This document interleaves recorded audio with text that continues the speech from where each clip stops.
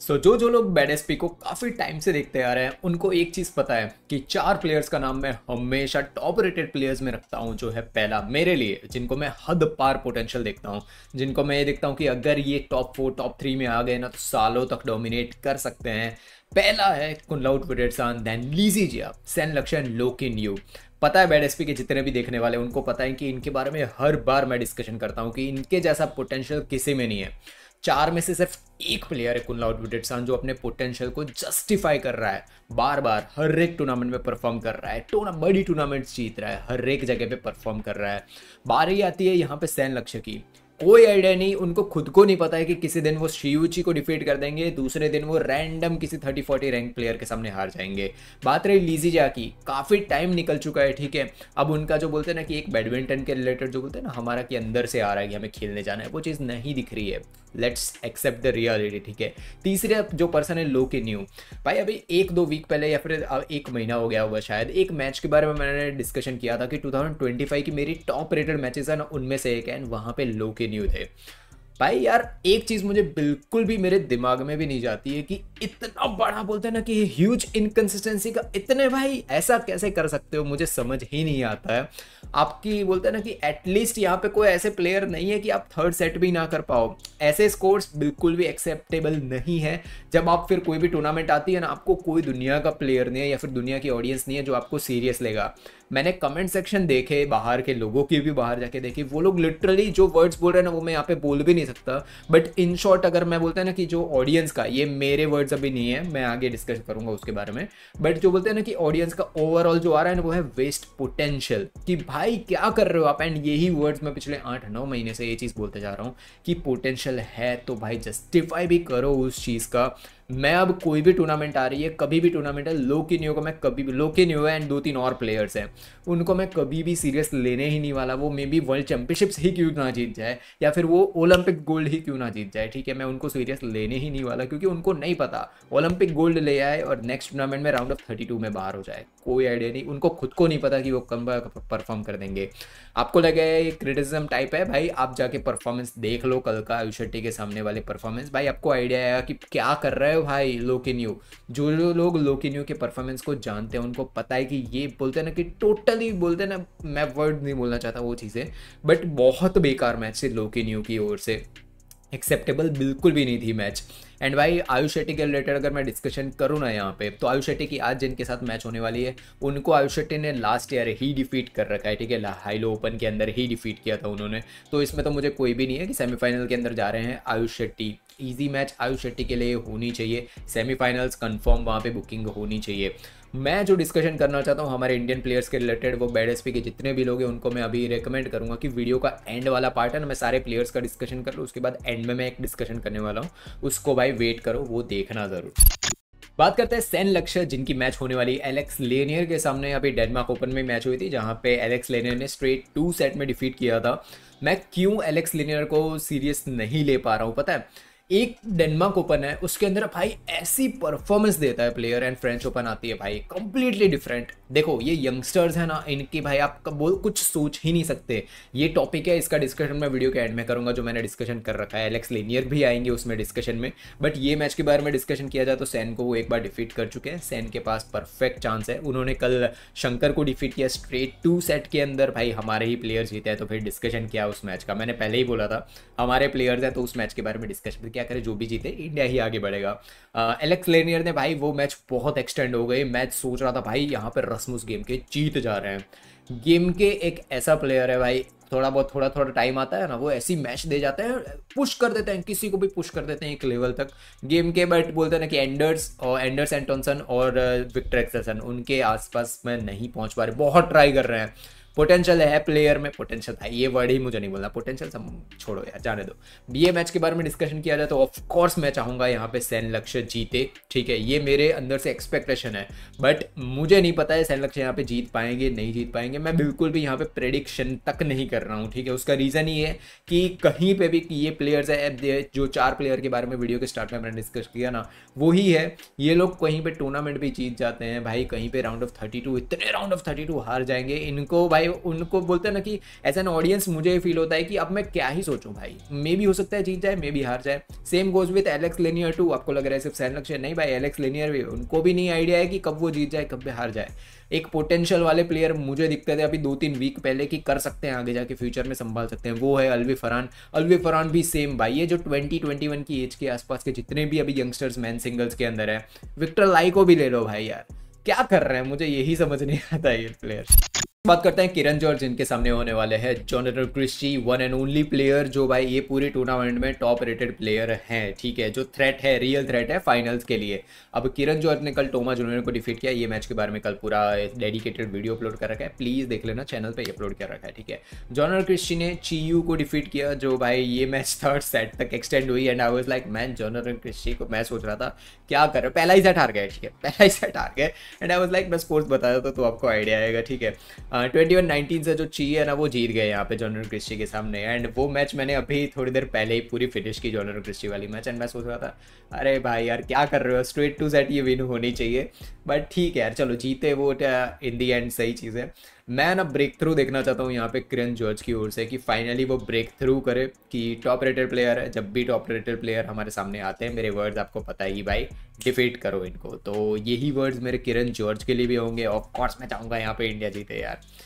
जो बात रही जोनाथन क्रिस्टी की, मैं कुछ भी प्रेडिक्ट नहीं कर रहा हूँ उनके बारे में। लास्ट वीक उन्होंने शियूची को डिफीट किया था, बट वो शियूची थे फाइनल्स के अंदर, वो भाई इंजर्ड शियूची थे। नेक्स्ट वीक फ्रेंच ओपन में शायद कौन से यार ये याद नहीं आ रहा, फ्रेंच ओपन के अंदर, रुको मैं आपको बताता हूँ, फ्रेंच ओपन के अंदर जो उनके मैच जिनके सामने वो आ रहे थे वो बताता हूँ। फ्रेंच ओपन में वो कोकी वातानाबे के सामने हारे हैं, ठीक है, कोकी वातानाबे के सामने राउंड ऑफ 16 है शायद, राउंड ऑफ 16 के अंदर हारे थे, and I was like man आप अभी शियूची के सामने ऐसी फाइट दे के आए हो, कैसे हार गए। तो ठीक है यार, मैं प्रेडिक्ट नहीं कर पा रहा हूँ जोनाथन क्रिस्टी को, ऑफकोर्स मैं जाऊँगा किरण जॉर्ज के साथ। करते हैं वुमेन सिंगल्स की, जिसके अंदर भाई मैंने जो बोला था ना उन्नति उड़ा के लिए ये मैच इजी होनी चाहिए, उन्होंने वो ही प्रूव किया। इजीली उन्होंने जैकबसन को स्ट्रेट टू सेट डिफीट किया है। फर्स्ट सेट के अंदर तो 11 चल रहे थे, 11-1 स्कोर्स चल रहे थे, and I was like yes अब मज़ा आ रहा है, ऐसे ही मैचेस होने चाहिए। ये होता है अपने पोटेंशियल को जस्टिफाई करना, जो वर्ड मैं पिछले 6-7 महीने से वो बोलते हैं ना, बोलते जा रहा हूँ कि माइंड सेट, उन्नति उड़ा प्रूव कर रही है उस चीज़ को। अब मैं ये नहीं बोल रहा हूँ आज की मैच वो जीतेगी हारेगी, रुको उसके बारे में अभी डिस्कशन आगे बढ़ता है, ठीक है।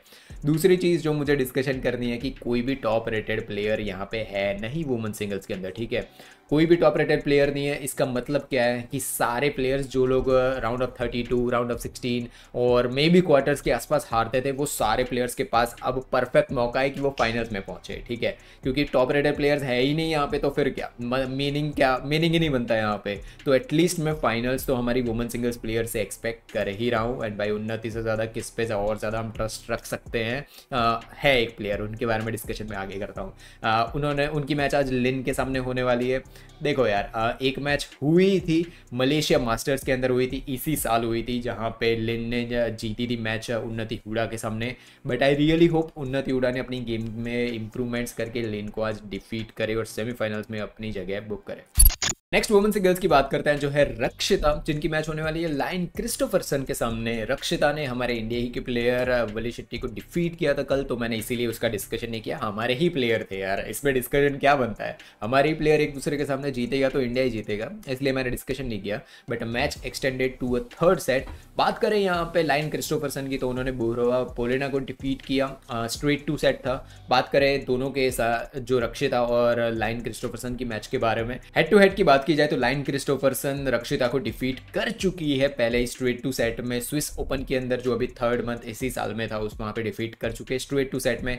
रक्षिता परफेक्ट टाइमिंग उनके लिए कि भाई रिवेंज लो, 1-1 कर दो हेड टू हेड, एंड भाई सारे प्लेयर्स हैं उनको लास्ट 1-2 महीने से इतने मौके मिल चुके हैं कि अपना जो बोलते हैं ना कि जहाँ पे हार रहे हैं अपना रिवेंज लो, वापस पहुंचो। भाई एक प्लेयर मुझे नहीं दिखा है कि जो अपना रिवेंज वापस ले रहा हो या फिर ऐसा दिखा रहा हो कि भाई यस फाइनली मेरा जो बोलते हैं ना कि आर्क फिनिश हो रहा है, मैं आ रहा हूँ भाई, जिस प्लेयर ने मुझे डिफीट किया था उसको मैंने डिफीट किया, नहीं कर पा रहे हम लोग। परफेक्ट टाइम है रक्षिता के पास, डिफीट करो लाइन क्रिस्टोफरसन को और सेमीफाइनल में अपनी जगह बुक करो। फाइनली उस टॉपिक पे आता है जिसका डिस्कशन मुझे करना है, जो है भाई ये पूरी टूर्नामेंट के अंदर कोई भी टॉप रेटेड प्लेयर है नहीं। देखो यार, मेंस डबल्स के बारे में बात करूँ तो वहाँ पे चियासो है, अल्फियान फिक्री है कुछ प्लेयर्स हैं, बड़े बड़े प्लेयर्स हैं वहाँ पे, ठीक है। अर्दियन तो हिदायत लोग भी यहाँ पे खेल रहे थे, दैन मैंटी लोग भी अच्छे खासे प्लेयर्स हैं वहाँ पे। बट सब पता है यहाँ पे वुमेन सिंगल्स ले लो, मैन सिंगल्स ले लो, इवन मिक्स डबल्स के अंदर भी क्रिस्टियन बोए के अलावा मुझे कोई उस लेवल के टॉप रेटेड प्लेयर नहीं दिख रहे हैं, ठीक है। तो वही है, कोई भी वुमेन्स डबल्स ले लो, कहीं पे भी कोई भी कंपटीशन है नहीं। ये सारे टूर्नामेंट ऑफ कोर्स सुपर 500 है, बट स्टिल मैं सोच रहा था और टॉप रेटेड प्लेयर यहाँ पे आएंगे, बट वो क्यों नहीं आ रहे हैं उसका रीजन है वर्ल्ड टूर फाइनल है नेक्स्ट मंथ। सारे प्लेयर्स ट्राई करेंगे कि भाई थोड़ी बहुत रिकवरी हो जाए। बहुत बोलते हैं ना, हेक्टिक शेड्यूल निकल चुका है लास्ट 1-1.5 महीने का या फिर 2 महीने का, ठीक है, वर्ल्ड चैंपियनशिप्स के बाद भी। तो वही चीज़ है, टॉप रेटेड प्लेयर्स नहीं आएंगे, मे बी आएंगे तो भी नेक्स्ट देख दो, पर्ले 10 लोग नहीं है, ली कोई भी टॉप रेटेड प्लेयर नहीं है यहाँ पे। परफेक्ट मौका है उन प्लेयर्स के लिए जो राउंड ऑफ 32, 16 क्वार्टर्स के अंदर जाते ही हार जाते थे, उनके लिए ये परफेक्ट मौका है कि फाइनल्स में पहुंचो, जीतो, मोमेंटम गेन करो, और नेक्स्ट जो आगे कोरिया मास्टर्स और ऐसे टूर्नामेंट्स आ रही है, जर्मनी शायद और भी टूर्नामेंट्स आएगी, ठीक है, उसके अंदर अपना मोमेंटम लेके जाओ और वहाँ पे भी परफॉर्म करो।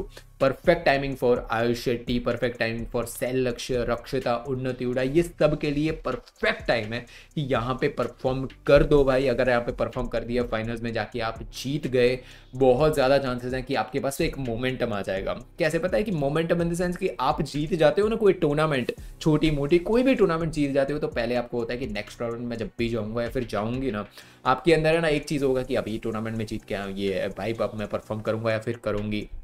बिगेस्ट इश्यू जो हमारे प्लेयर्स के साथ दिखता है कि जो यूएस ओपन में शायद जीते थे, यूएस ओपन था, यूएस ओपन नहीं था, कनाडा ओपन नहीं था, जहाँ पे आयुष शेट्टी जीते थे, ठीक है, उसका नेक्स्ट टू नेक्स्ट डे वाली टूर्नामेंट थी, उसका रिजल्ट जाके देखना आयुष शेट्टी का, आपको आइडिया आएगा कि क्यों मैं इस बारे में डिस्कशन कर रहा हूँ। कोई भी बड़ी टूर्नामेंट आ रही है या फिर छोटी टूर्नामेंट, कोई भी टूर्नामेंट आ रही है ना, सुपर 300 हो, 500 हो, कुछ भी, उसमें मोमेंटम कैसे आपको पता चलता है कि ये प्लेयर मोमेंटम में है, जब वो प्लेयर कंसिस्टेंटली लास्ट 1-2 महीने से या फिर एटलीस्ट 2-3 टूर्नामेंट से जीतता आ रहा है, या फिर एटलीस्ट सेमीज या क्वार्टर्स पहुंचता जा रहा है। एग्जांपल दूं, हान्यू बड़ी टूर्नामेंट लो, सुपर 1000 ले लो, क्वार्टर्स भाई उसमें आराम से क्वार्टर सेमीज पहुंच जाती है। बड़ी टूर्नामेंट ले लो, छोटी टूर्नामेंट ले लो, सारे टूर्नामेंट्स में वो कंसिस्टेंटली पहुंचती है।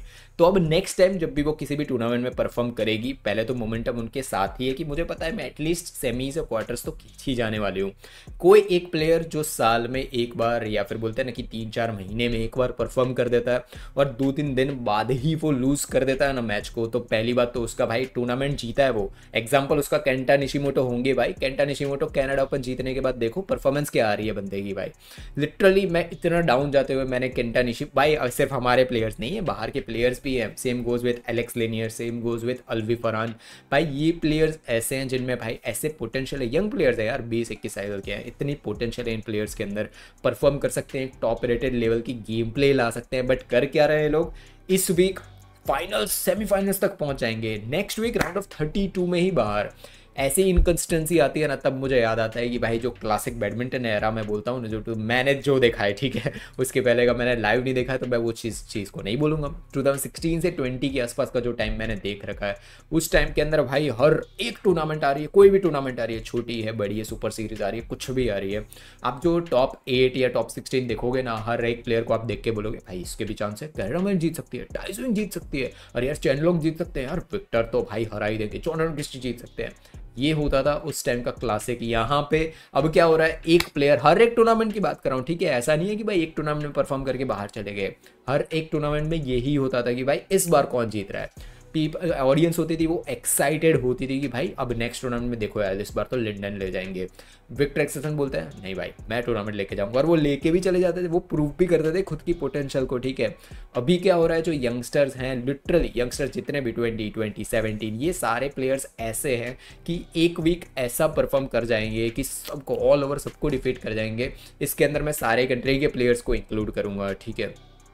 कोकी वातनाबे अभी कैसा परफॉर्म करके चले गए फ्रेंच ओपन के अंदर, पूरा साल 1-2 साल निकल जाओ, आपको कोकी वातनाबे ऐसा दिखेंगे कि वो आते हैं राउंड ऑफ 16, 32 क्वार्टर्स के आसपास निकल जाते हैं, कोई उनका बोलते हैं ना उतना डिस्कशन नहीं होता, कुछ नहीं होता, अभी परफॉर्म कर दिया, अभी मैं देखना चाहता हूँ अब नेक्स्ट टूर्नामेंट कब वो पार्टिसिपेट करेंगे।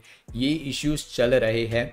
इससे बेस्ट मौका हमारे पास नहीं है। हमारे इंडियन प्लेयर्स के पास 3 प्लेयर्स हैं हमारे जो भाई क्वार्टर्स में पहुंच चुके हैं भाई। आगे भी कोई ऐसे प्लेयर नहीं, एक जॉनर किस्टी किरण जॉर्ज के सामने है वो भी भाई, ठीक है।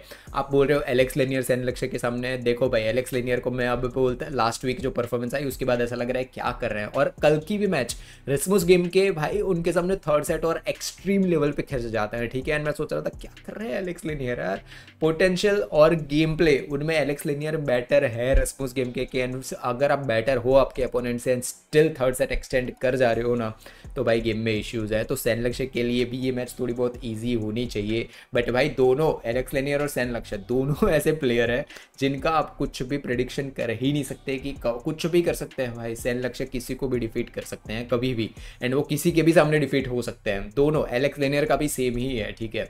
तो इसीलिए ऐसा लग रहा है कि इनको भाई प्रेडिक्ट भी नहीं कर सकते आप। एंड बात रही दूसरे प्लेयर्स की, आयुष शेट्टी बहुत ईजी मैच उनके लिए होनी चाहिए, जिस मोमेंटम से वो जा रहे हैं उनके लिए बहुत ईजी मैच होनी चाहिए, जबकि वो लास्ट ईयर उनके सामने हार चुके हैं। वो आयुष शेट्टी और ये आयुष शेट्टी में डिफरेंस है, ठीक है। तो जीतने चाहिए। वो बात रही किरण जॉर्ज की, भाई यार देखो जॉनर क्रिस्टी है सामने, बट वो जोनाथन ने कल जो मैच दी है तो वो देख के मुझे लगा कि आप जॉनर को एक्सटेंड कर सकते हो एक लेवल पे, किरण जॉर्ज कर सकते हैं। उन्नत तिवड़ा की बात रही, लाइन क्रिस्टोफरसन, मैं उनको ऐसी प्लेयर नहीं मानता हूँ कि भाई वो बहुत खतरनाक प्लेयर है भाई। इवन रचना एंटनॉन भी यहाँ पे होते ना तो भी मैं बोलता कि वो मोमेंटम से नहीं है, या फिर कोई भी दूसरे प्लेयर, तो चांस है उन्नत तिवड़ा के पास भी सेमीफाइनल में पहुंचने का। बात रही रक्षिता की, तो मैं उनके बारे में मैं डिस्कशन प्रॉपर कर ही चुका हूँ। 5 प्लेयर है हमारे सबके पास मौके हैं भाई टूर्नामेंट जीतने के, ठीक है। अगर हम ये नहीं जीत पा रहे हैं ना, मैं क्लियर वर्ड बोल रहा हूँ कि भाई अगर ये टूर्नामेंट नहीं जीत पा रहे हैं जहाँ पे कोई भी टॉप के प्लेयर्स नहीं है, ठीक है, एक दुक्का को छोड़ के, यहाँ पे अगर हम नहीं जीत पा रहे हैं तो भाई आगे सुपर 750, 1000 वर्ल्ड टूर फाइनल ये सब छोड़ दो भाई, दिमाग से निकाल दो। तो कमेंट में लिखो आपको क्या लग रहा है हमारे प्लेयर्स की परफॉर्मेंस क्या आने वाली है, सारी चीज़ें कमेंट बॉक्स में लिखो। मिलेंगे नेक्स्ट वीडियो में, तब तक के लिए बाय बाय, जय हिंद। सो बहुत लोग मुझसे ये चीज़ पूछ रहे थे कि स्कूल और बैडमिंटन इसको बोलो दोनों चीज़ों को मैनेज कैसे किया जाए यार। इसके बारे में मैंने काफ़ी टाइम पहले ही वीडियो अपलोड कर रखा है, ये रहा वीडियो, देखो यहाँ पे और अंडरस्टैंड करो। अगर आप एज एन हॉबी भी ले रहे हो बैडमिंटन को तो भी कैसे आप उस चीज़ को मैनेज कर सकते हो।